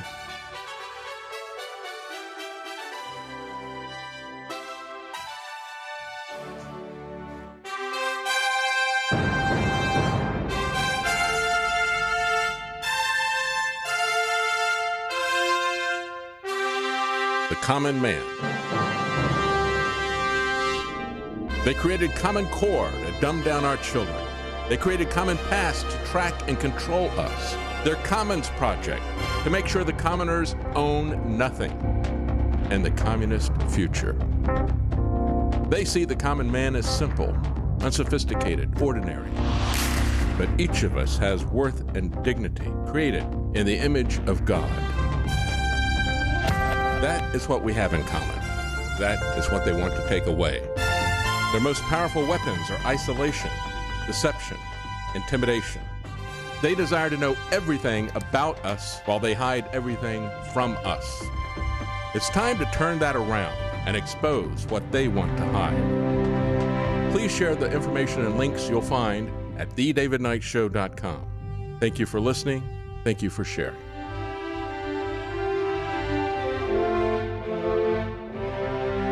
If you can't support us financially, please keep us in your prayers. thedavidknightshow.com.